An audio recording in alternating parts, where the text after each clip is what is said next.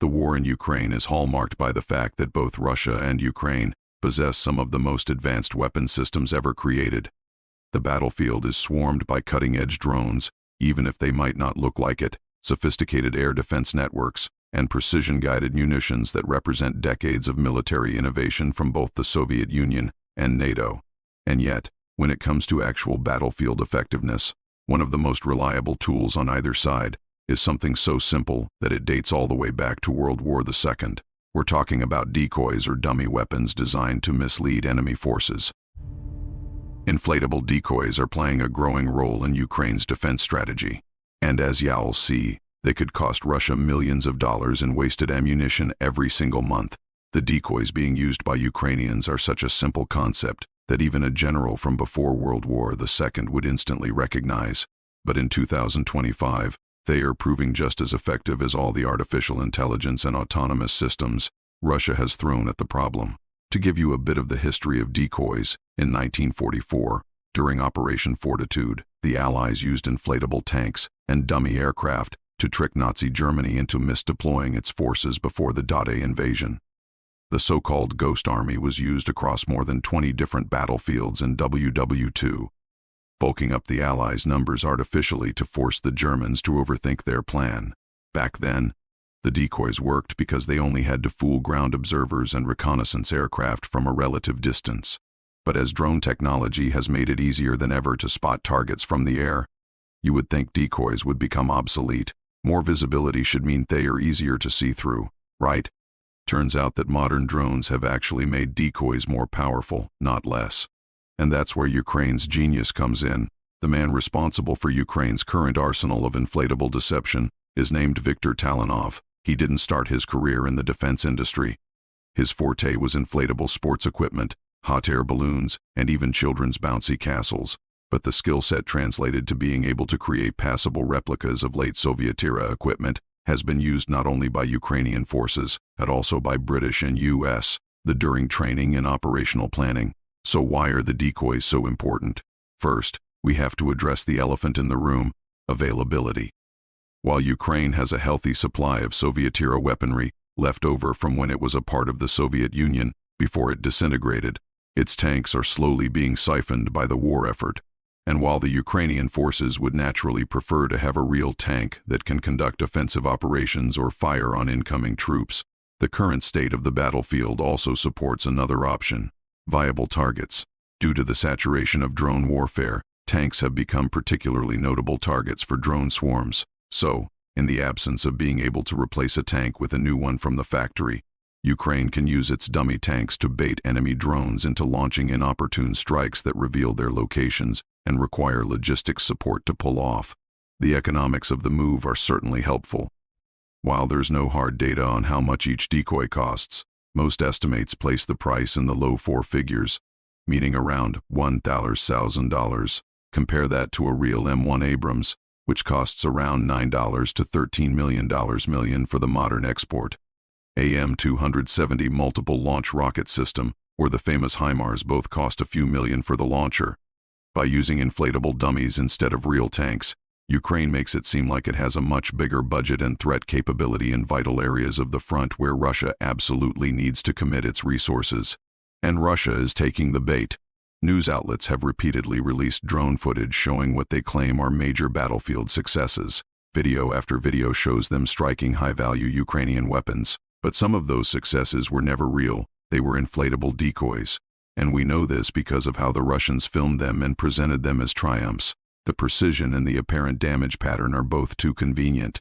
Russia even realized it struck a decoy somewhere along the way, but propaganda won over realistic reporting to deliver falsified news to the country's masses. Meanwhile, the real Ukrainian weapons were somewhere else entirely, safe and ready to continue their operations.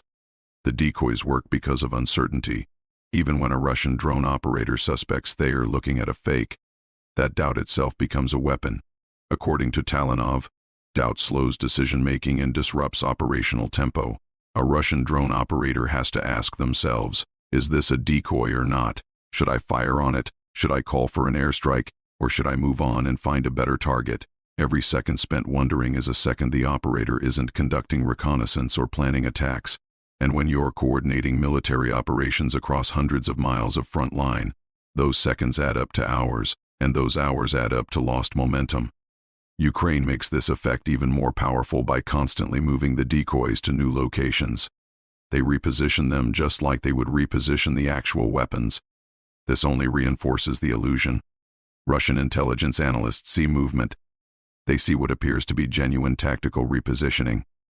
They begin to believe they are tracking live targets. And all the while, they are just following the decoys around the battlefield.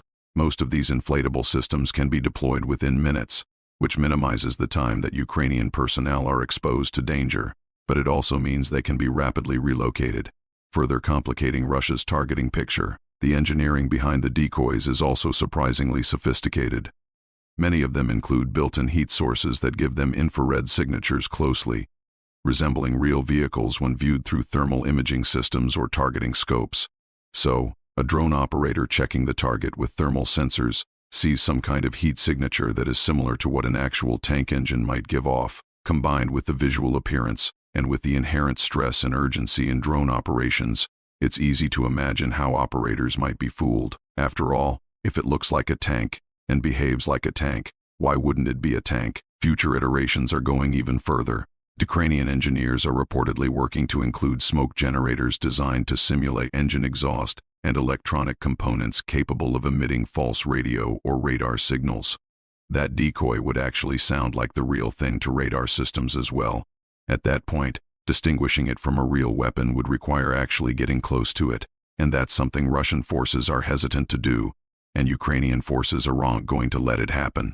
To its credit, Russia has used a similar approach, as there's nothing particularly secret about the concept. It has deployed inflatable fighter jets at northern airfields and fake T-72 tanks in Ukraine. But Western analysts generally consider the Russian versions to be less convincing.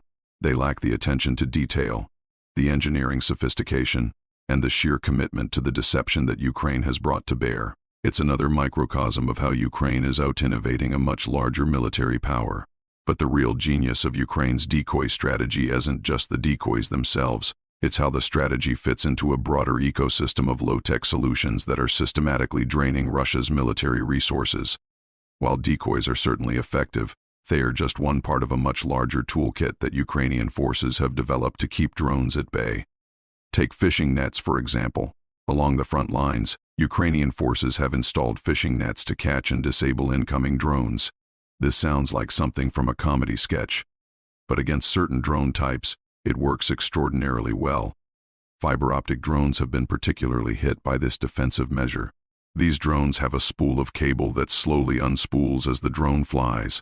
You can't jam a cable or spoof the signal that's being fed directly to the drone, but the fishing net tangles the drone, or even manages to cut the cable, taking the drone out of the equation completely.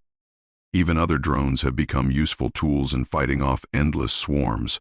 Ukrainians have developed simple FPV drones that cut fiber optics, but have also gone so far as to create a drone that has a small loaded shotgun it uses to literally blast opposing ones out of the sky. Then there's the solution that costs almost nothing but can be surprisingly effective: small arms and machine gun fire. Soldiers on both sides use rifles and machine guns to shoot drones out of the sky. It's not always reliable, but it requires almost no infrastructure, no expensive systems, and no specialized training beyond what soldiers already have. The more elaborate versions of that logic are arrays of synchronized rifles, effectively jury-rigged systems where multiple guns fire simultaneously at a target. Russia has deployed vehicles specifically designed as mobile anti-drone gun platforms, mounting multiple automatic weapons on light chassis with specialized anti-drone systems. They are not as sophisticated as what Western militaries are developing, but they are functional and they are deployable. Some of the most creative solutions involve what you might call armored denial. Both Ukraine and Russia have covered their tanks in added layers of armor. The baseline was simple sheets of metal, which then evolved into branches of wiring and piping that prevent the drone from maneuvering into the tank and delivering its explosive payload in the first place. And then there's perhaps the most absurd measure. Ukrainian forces spotted Russian strategic bombers covered with old tires as improvised drone protection. When that didn't work, Russia eventually painted tires on its aircraft. They admitted defeat so completely that they didn't even bother with actual tires anymore. just using paint, but that can be paradoxically effective against modern systems. But before we explain why, did you know that the military show makes new videos every day to give you the best and the most comprehensive insight into the fascinating world of geopolitics and military equipment? So hit that subscribe button and stay ahead of the curve. The big deal about the dichotomy between using decoys and using paint or other low-tech systems is that they are designed to fool two completely different monitoring aspects. On one end, you have the human operator, the one who guides your average FPV drone into making the hit. In close ranges, making a lifelike decoy system works because it fools the operator into thinking they are looking at the real thing. If not, we go back to the aforementioned doubt problem, which tacks on time and operational energy needed to suss out the decoy to avoid wasting precious ammunition or even entire drones on something that's ultimately harmless. On the other end, there's the computer angle. Visual guidance and machine learning systems track targets based on preconceived notions of what they look like. Having a lifelike decoy makes them flag the decoy as a target and prompt the operator to check it out, but using camouflage or something out of left field, like tires painted on aircraft or covering tanks, does exactly the opposite, by breaking the usual silhouette of the vehicle. A system that only leverages machine visual processing might entirely overlook it. Then, the only real way to determine what is a viable target is to go back to using human eyes to determine what is real and what eyes anti. Either way, the low-tech systems work because they waste time, money, and resources, forcing both sides to commit more to the goal. And that's why some of the most effective solutions against drones are usually cheap and simple. The entire economic structure of the war has become completely inverted from what we're used to seeing at the turn of the century. A precision-guided drone or interceptor missile might cost a few $1 million. An inflatable decoy costs only thousands. When you're trying to defend against swarms of drones costing $1,000 to $10,000 each, the expensive high-tech solution starts to look absurd next to the low-tech alternative.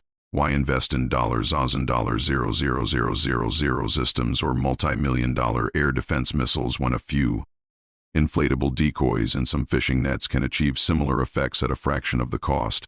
It's why the U.S. has been working tirelessly to develop a microwave weapon that can turn off a drone remotely by scrambling its internal systems.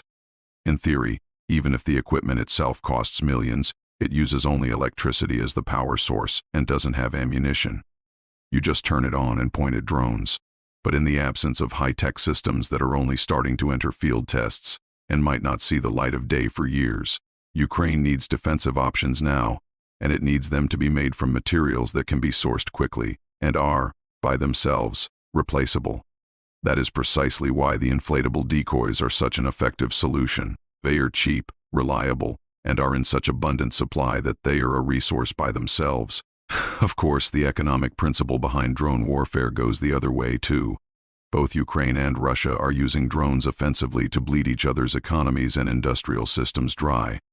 Drones are much cheaper and easier to build than conventional military equipment, and the lack of high-tech defense systems against them means they are an ever-present threat to military installations not only on the front, but possibly hundreds of miles from it. And at this scale, Ukraine looks like it's taken the lead. It has developed drones that can strike hundreds of miles into Russia's territory, destroying munitions depots and gas and energy infrastructure such as refineries. Statistics from late 2025 suggest that drone operations have caused an 18% drop in Russia's oil processing capability. Given that Russia has historically relied on gas and oil processing and exports to account for up to 40% of its government revenue, reducing that by nearly a fifth is a real hit to Russia's ability to fund the war in the first place, and Russia is already straining under the weight of all the losses it has accrued. A CSIS report estimates that Russia has suffered around 1.2 million casualties in Ukraine, including up to 325,000 troop deaths between February 2022 and December 2025. This creates a slightly accelerating trend, where each year is likely to be deadlier than the next. Of course, there's another problem in that Russia no longer has as many people to conscript to use in the war. Early 2025 was notable because Russia failed to train enough soldiers to offset the increasing losses. The losing manpower problem got so bad that Russia officially started with year-round conscription in January 2026. The new law makes it harder for conscripts to try to avoid getting drafted into military service, or leaving the country before signing up for duty. This can help explain why we're seeing stagnating numbers all around, and why most of the 2024 we're mentioning thin strips of land or a couple of villages. Throughout 2025, we're mentioning thin strips of land or a couple of villages. Russia simply doesn't have enough men to replace on the front line to make meaningful progress. If this holds, we might see the same in 2026. With the casualty rate plateauing and staying steady, or dropping as fewer and fewer soldiers are being threatened in the war, and the drone operations are only exacerbating this. The more common drones are, the fewer people are needed to operate them. In essence, the war in Ukraine, as we see, involves scores of drones on both sides trying to gain ground by pushing through weak points. The 800-mile front line across Ukraine is practically sparse simply due to the fact that most of the warfare is done by semi-automated systems being pitted against one another, where traditional military equipment is being used for target practice. So this is the context in which Ukraine's decoy strategy becomes so brilliant. It's not just a tactical deception. It's part of a larger campaign of economic attrition. Every time Russia fires at a decoy, it's choosing not to fire at something real. It's burning through ammunition that takes factories months to replace. It's using fuel that's in short supply. It's taxing drone operators and command centers that are already stretched thin. The cumulative effect is that Russia's military machine is grinding itself to a halt from the inside out. Ukraine isn't winning this war through raw military superiority. Ukraine is winning by being smarter, faster, and more adaptable than an opponent with more overall military power, but far less flexibility. Russia had the advantage in terms of equipment, manpower, and industrial capacity when the war started. 3.5 years later, those advantages have been systematically eroded by Ukrainian innovation, Western support, and Russia's own internal crises. And this raises an absolutely critical question about the future of warfare itself. What happens when AI and autonomous weapons collide with the lesson that Ukraine has just taught the world? Both sides are developing AI-enabled targeting systems. But both sides are using fishing nets and decoys. And the fishing nets and rubber seem to be winning more often than the AI systems. It's not because technology doesn't matter, but because, at one point, relying too much on technology makes the low-tech system too cost-effective in return. This is particularly true for autonomous drone swarms. If a swarm is programmed to target certain signatures or profiles, and those signatures are profiles, and those signatures are deliberately spoofed across the battlefield, the swarm becomes less effective at accomplishing its mission. You end up with the same situation we see now. Expensive systems attacking cheap decoys while the real targets get away. Ukraine's success with low-tech solutions in the age of high-tech weaponry suggests something profound about the nature of 21st century conflict. It's not about who has the most advanced technology. It's about who can deploy more effectively, more cheaply, and more rapidly than their opponent. By the time Russia realizes what's happening, it's too late. They've already spent billions of rubles on ammunition for targets that don't exist. They've already wasted countless hours of drone operator time on false leads. They've already created strategic gaps in their defenses that they don't have the resources to fill.